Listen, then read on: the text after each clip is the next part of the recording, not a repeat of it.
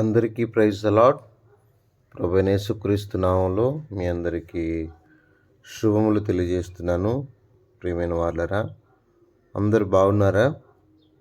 రండి సమయంలో నిజంగా దేవుని వాక్యం దగ్గరికి వస్తాం. దేవుని వాక్యం మన జీవితాలకు ఎంతో క్షేమాన్ని ఇస్తుంది. నా ప్రియ దేవుని బిడ్డలారా, యెషయా గ్రంథము 49వ అధ్యాయము 15వ వచనం. స్త్రీ తన గర్భమున పుట్టిన బిడ్డను కరుణింపకుండా తన చంటి పిల్లను మరచున, వారైనా మరచుదురు గాని నేను నిన్ను మరువను.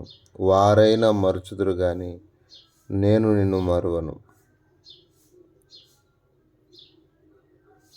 ప్రియమైన వాళ్ళరా, ఈ భూమి మీద మనల్ని మర్చిపోక మన క్షేమాన్ని గురించి ఆలోచించేది ఎవరన్నా ఉన్నారంటే మొట్టమొదటిగా అది దైవము అని మనం ఒప్పుకోవాలి. ఆయన మనల్ని మర్చిపోయేవాడు కాదు. ఎప్పుడు కూడా ఒకవేళ ఇర్మియా గ్రంథము 2వ అధ్యాయం 32వ వచనంలో కన్యక తన ఆభరణములను మరచున, పెళ్లి కుమారి తన ఉడ్డానమును మరచున, నా ప్రజలు లెక్కలేనన్ని దినములను మరచి ఉన్నారు. మనమైనా మర్చిపోవచ్చేమో కానీ మన సృష్టికర్త మనల్ని ఎప్పుడూ మర్చిపోయేవాడు కాదు. ఆయన ఏమంటాడంటే, ఒకవేళ మనం అనుకోవచ్చు 49వ అధ్యాయం 14 సీయోను అనుకుంటుంది, అయితే సీయోను యెహోవా నన్ను విడిచిపెట్టి ఉన్నాడు, ప్రభువును మరచి అనుకొనుచున్నది. మనం అనుకోవచ్చు దేవుడు నన్ను మర్చిపోయాడు. మనం ఎన్నోసార్లు దేవుని మర్చిపోయిన సంగతి మర్చిపోయి దేవుడు నన్ను మర్చిపోయాడు అని మనం అనుకుంటూ ఉంటాం. ఇది దేవుడు మాత్రం యెషయా గ్రంథం 44:21లో ఏముంది, ఇశ్రాయేలును నా సేవకుడు అయి ఉన్నావు, నేను నిన్ను మర్చిపోజాలను, నేను నిన్ను మర్చిపోయేవాని కాదు అని చెప్తున్నాడు. అర్థమైందా? దేవుని వాక్యాన్ని, దేవుని సంబంధం ఇంకా ఇర్మియా గ్రంథం, హెజ్కేలు గ్రంథాల్లో చూస్తే ఇక ఇశ్రాయేలు ప్రజలు దేవుని ఎన్నిసార్లు మర్చిపోయారో మనము ఎన్నో లేఖనాలు చూస్తాం. అర్థమైందా? ఎన్నో లేఖనాలు. నా ప్రియ స్నేహితులారా, ఎన్నోసార్లు దేవుణ్ణే మనం మర్చిపోయాం, కానీ లెక్కలేని సార్లు మన సృష్టికర్త మాత్రం ఆయన మనల్ని మర్చిపోలేదు అన్న విషయాన్ని, మనల్ని విడవలేదు అన్న విషయాన్ని మనం అర్థం చేసుకోవాలి. అర్థమవుతుందా? కనుక ఈ లేఖనం ద్వారా మనం ఏం నేర్చుకోవాలంటే, వారైనా మర్చుదురు కానీ నేను నిన్ను మరువను. అంటే కన్న తల్లి మరువదు సామాన్యంగా.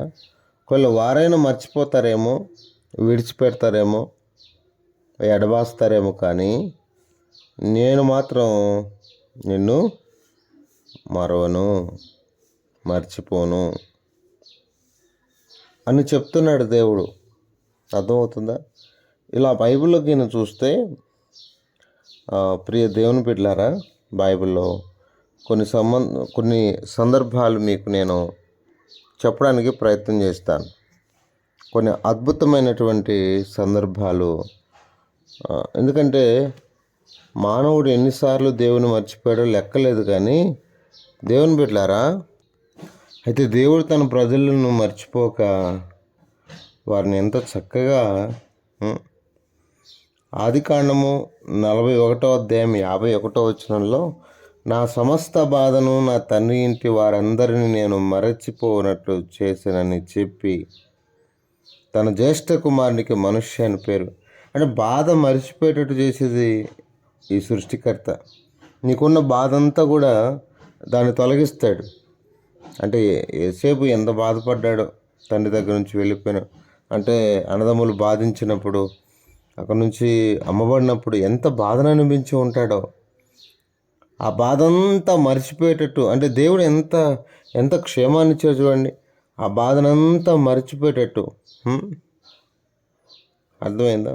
అందుకే ద్వితీయోపదేశకాండం 4:31 కనికరం గల దేవుడు కనుక నిన్ను చేయి విడువడు, నిన్ను నాశనం చేయడు, తను నీ పితరులతో ప్రమాణం చేసిన నిబంధన మర్చిపోడు. ఆయన నిన్ను మర్చిపోయేవాడు కాదు, ఆయన నాశనం చేసేవాడు కాదు, ఆయన కనికరం కలిగిన వాడు. అర్థమైందా? నిజంగా ఎన్నోసార్లు మనమే మన ప్రియ ప్రభువుని ఎంతగా ఇబ్బంది పెడతామో, కానీ ఆయన చేసిన కార్యాలు తొందరగా ఇశ్రాయేలు వాళ్ళు మర్చిపోతాంలే, కానీ దేవుడు మర్చిపోయేవాడు కాదు. కనుక ఏదేమైనప్పటికీ యేసేపు బాధను అతడు మర్చిపోయేటట్టు దేవుడే చేయగలుగుతూ వచ్చాడు. ఆ బాధను అధిగమించగల శక్తిని యేసేపు గారికి దేవుడు ఇచ్చాడు. అందుకే యోబు గ్రంథం 11:16 నిశ్చయముగా నీ దుర్దర్శను నువ్వు మరిచెదవు, దాటిపోయిన పారు నీటిని జ్ఞాపకం చేసుకుంటూ దాన్ని జ్ఞాపకం చేసుకునేదవు. మన దుర్దర్శను కూడా మర్చిపోయేటట్లు. అర్థమైందా? మన బాధను దేవుడు మర్చిపోయేటట్టు చేయగలడు. మన దుర్దశ కూడా, యోబు జీవితంలో వచ్చిన దుర్దశ ఎంత భయంకరమైందో, ఎంత భయంకరం. ఈరోజు ఎంతోమంది తల్లిదండ్రుల ఘోష మనం చూస్తున్నాం. యవ్వన కాలంలో పిల్లలు చనిపోతున్నారు. అర్థమైంది? ఎన్నో కుటుంబాలు. ఎందుకంటే కీర్తనలు 9:17 దుష్టులను దేవుని మరచు జనులు పాతాళమునకు దిగిపోదు.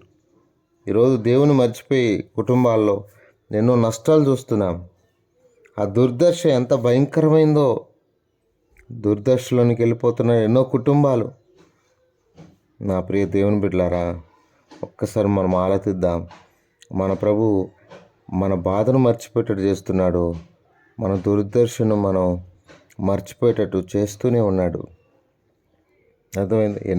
ఎన్నో బాధలు, ఎన్నో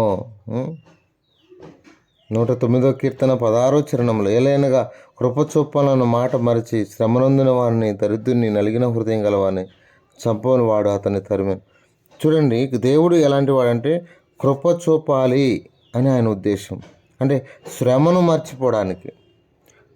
మర్చిపోవడానికి ఆయన కృప చూపాలనుకుంటాడు. అయితే దుష్టుడు అలా అనుకోడు. అందుకే 115వ కీర్తన 12వ చరణంలో యెహోవా మమ్మను మర్చిపోలేదు, ఆయన మమ్మల్ని ఆశీర్వదించును. వింటున్నారా? ఆయన మమ్మల్ని మర్చిపోలేదండి, ఆయన మమ్మల్ని ఆశీర్వదించేవాడు. నా ప్రియ దేవుని బిడ్డలారా, జాగ్రత్త పడదాం. మనమున్న బాధలో, మనమున్న శ్రమలో, మనమున్నటువంటి దుర్దర్శలో ఆయన మనల్ని విడిచిపోలేదు, ఆయన మనల్ని మర్చిపోలేదు. కనుక ఆ ప్రభుని అనుసరిస్తూ ఆయన చేతి పట్టుకొని మనం ముందుకెళ్తే ఎంత దీవించబడతాం. ఒకవేళ యేసేపును కుటుంబం అందరూ మర్చిపోయి ఉండొచ్చులే, కానీ దేవుడు మర్చిపోయాడ, ఎంత దీవించాడో ఇక చెప్పలేనంత. ఆ విధంగా ప్రభు మనల్ని కూడా దీవించుట కొరకు మనము దేవుని మరొక, దేవుని ధర్మశాస్త్రాన్ని మరొక, దేవుని ప్రేమిస్తూ పూజిస్తూ ముందుకెళ్ళటకు ప్రభు మనకు సహాయం చేయను కాక ప్రార్థన చేస్తాం. పరిశుద్ధమైన తండ్రి, కృపగలిగిన దేవా, మీరు ఇచ్చిన ఈ మంచి తలంపుల కొరకు స్తుతిస్తూ, వారైనా మరుచుదురు కానీ నేను మరవనని చెప్పిన దేవా, మా ప్రియులు ఎవరే సమస్యలో ఉన్నారు, దేవుడిని మర్చిపోయాడని ఆలోచనతో ఉంటే అయితే మన్నించండి. నువ్వు మర్చే దేవుడు కాదు ప్రభు. ఎన్ని పరిస్థితుల్లో, బాధలో, శ్రమలో, దుర్దశలో, సమస్త పరిస్థితుల్లో నువ్వు మర్చిపోయే దేవుడు కాదయ్యా. నాయన, మీరు కనికరించే దేవుడు. మా కుటుంబాలన్నింటినీ కూడా కాపాడుతారు. ఎన్నో కుటుంబాలు ఎంతో శ్రమలో ఉన్నారు, కనికరించి ఆదరించమని యేసు ప్రభు నామములో ప్రార్థన చేసి అడిగి వేడుకుంటున్నాం తండ్రి. ఆమేన్.